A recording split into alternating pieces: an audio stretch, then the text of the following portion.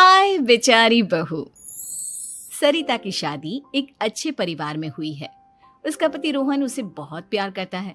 घर में उसकी सास शांति और ननद मीनाक्षी भी है, जो सरिता के किसी काम में दखल अंदाजी नहीं करती।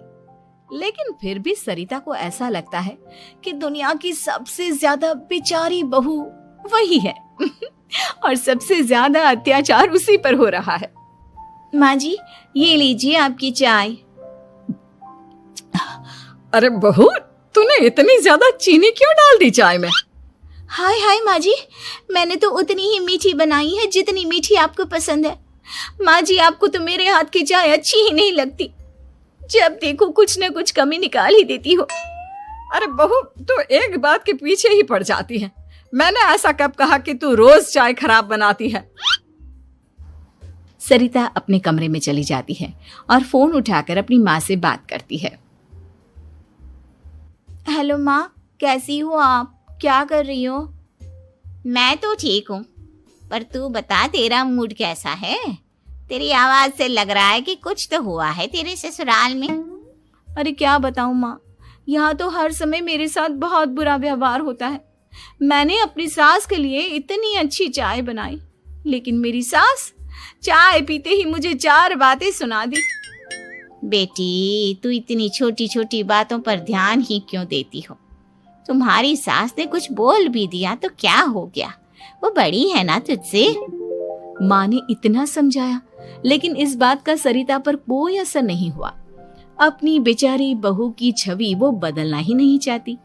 अगली सुबह सब नाश्ते की टेबल पर बैठकर नाश्ता कर रहे थे। तभी सरिता ने अपने पति से कहा, सुनिए जी, मुझे ना आज बाजार से कुछ सामान लेकर आना है।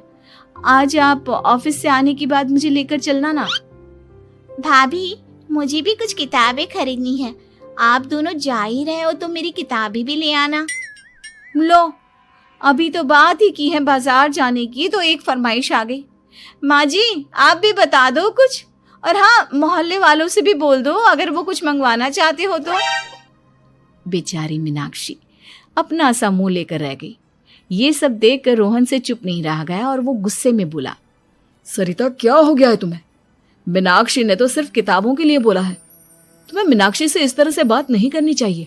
माफी मांगो उससे अभी। क्या? मैं माफी मांगू? दिन भर आपके घर के काम करूं मैं, आपकी और आपके घर वालों की बातें सुनूं मैं, और अब माफी भी मैं मांगू? ऐसा कभी नहीं हो सकता। ये बोलकर सरिता वहां से चली जाती है। एक दिन उनकी पड़ोसन घर आती है।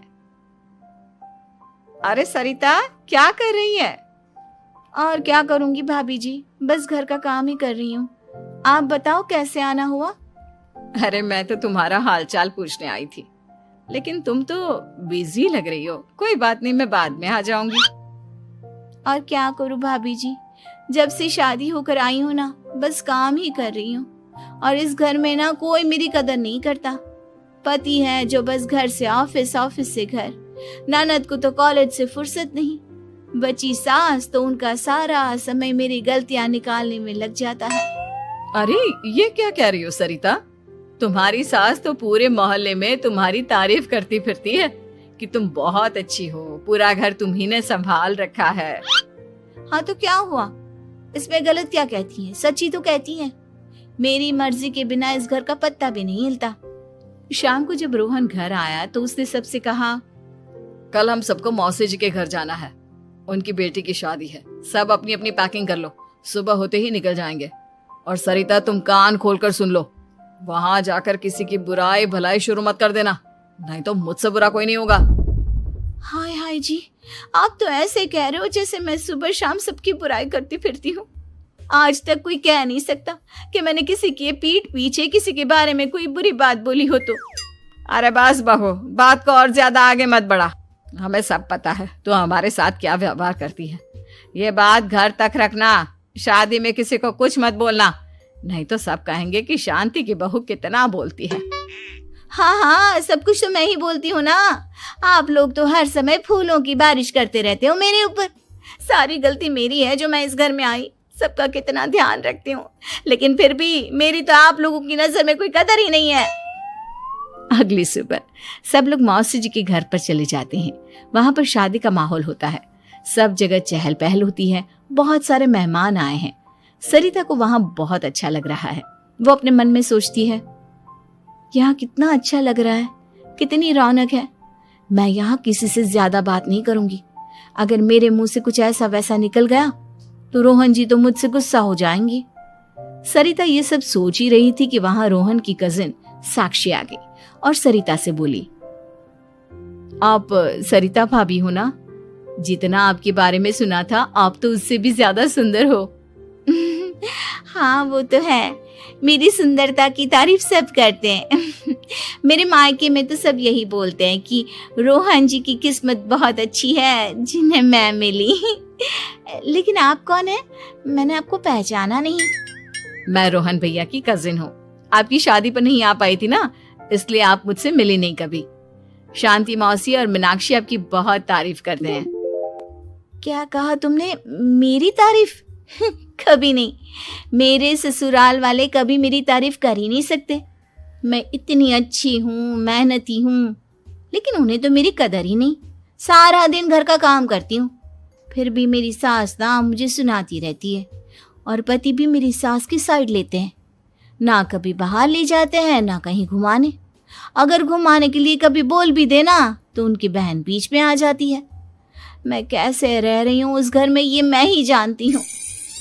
सरिता की ये बातें सुनकर साक्षी को बड़ी हैरानी हुई। अब वो हर किसी के सामने अपनी बढ़ाई और ससुराल वालों की बुराई करने लगी। रोहन और शांति को सरिता पर बहुत गुस्सा आया, लेकिन वो चुप रहे। अगले दिन जब वो अपने घर पर आए, सरिता, तुमने क्यों सबके सामने मेरी इज्जत का तमाशा बनाया? तुमसे बोला था ना कि चुप रहना। अजी ऐसा भी क्या कह दिया मैंने जो इतना भड़क रहे हो?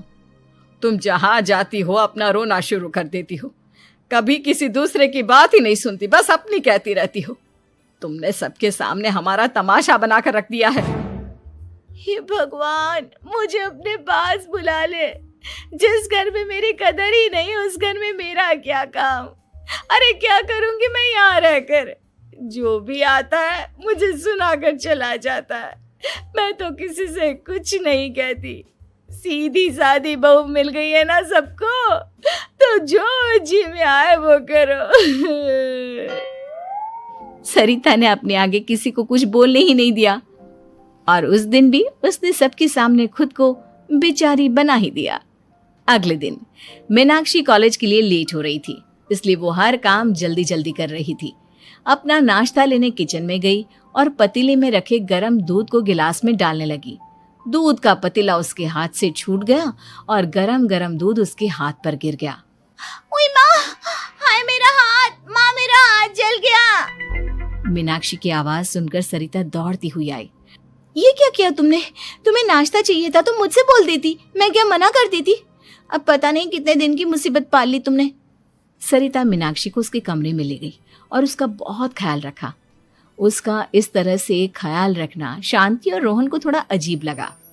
माँ, सरिता के दिमाग का भी कुछ पता नहीं। कल शादी में सबको इतना कुछ बोलकर आई है हमारे बारे में, और अब मीनाक्षी की कितनी अच्छी देखभाल कर रही है। ये ऐसा क्यों करती है? बेटा, तेरी बीवी की ना आदत हो गई है सबके सामने खुद को बेचारी दिखाने की, और आदत इतनी जल्दी नहीं बदलती। जब ये बोलना शुरू करती है तो रुकने का नाम ही नहीं लेती, इसलिए इसे पता ही नहीं चलता कि ये किसके सामने क्या बोली जा रही है। लेकिन दिल की बहुत अच्छी है। हमें भी अपना दिल बड़ा करके ये जैसी है इसे स्वीकार करना चाहिए।